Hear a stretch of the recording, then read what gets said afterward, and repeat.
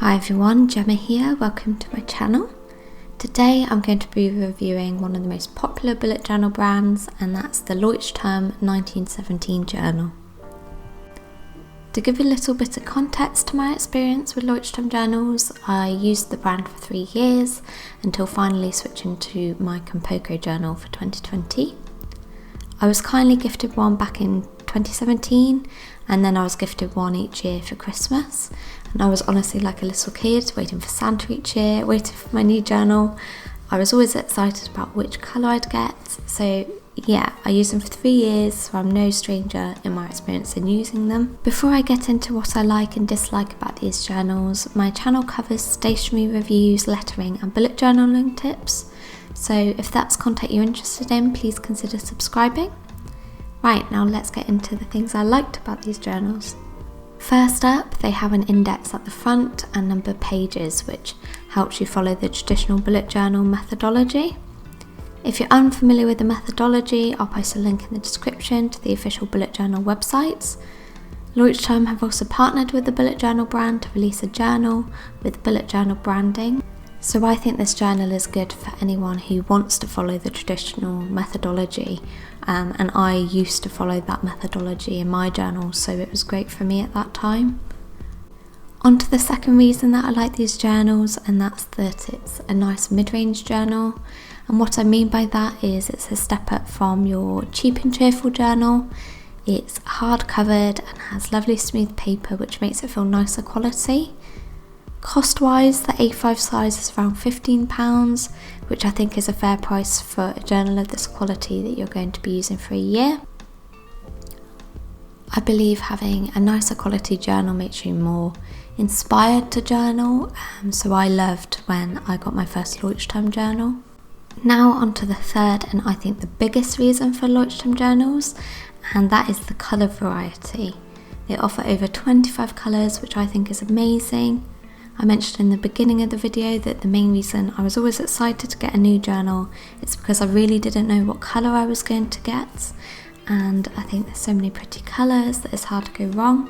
In my opinion, their colour range is definitely an advantage they have over other competitors, and it is the main reason I would tell someone to go for a Leuchtturm journal. Now on to the downsides. First things first is the ghosting. The ghosting in these journals is just so bad. Even when I wasn't using heavy mediums, I found the amount of ghosting very frustrating. As my bullet journaling became more complex and I used more colour, it became even more noticeable, so I would actually have to leave blank pages just so it would not ghost onto the other page, and it was just a mess and I would feel like it was a waste.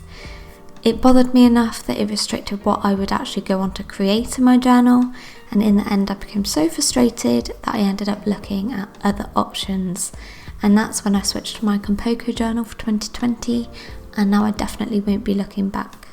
Secondly, now this is more of a light-hearted point, but I cannot spell the brand name.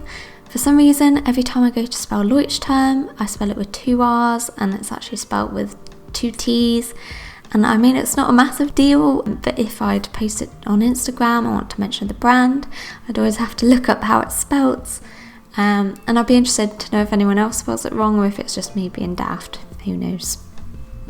Anyway, on to my third point. After being spoiled with such pretty highly detailed covers in my Compoko's range of journals, I definitely feel like the Leuchtturm journals are a bit plain. Now, I mentioned earlier they have an amazing range of colours, but if you want some extra decoration on your journals, then these journals are not for you.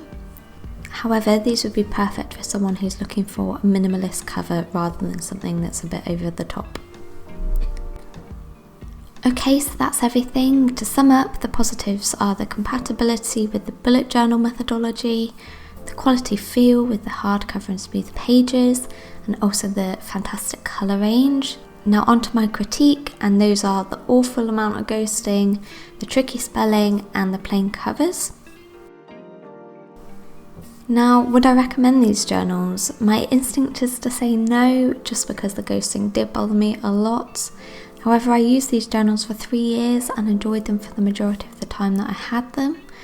I therefore recommend them as a fancy beginner's journal or to someone looking for a specific journal colour, as they probably have it, and also to those looking to stick to the original methodology.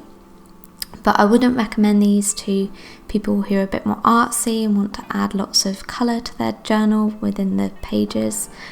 I think from my review you'll hopefully have determined whether this journal is for you or not anyway. Right, so that's everything. I hope you found this video helpful.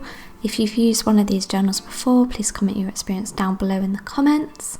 If you like this video, please give it a thumbs up or consider subscribing, and thank you for watching.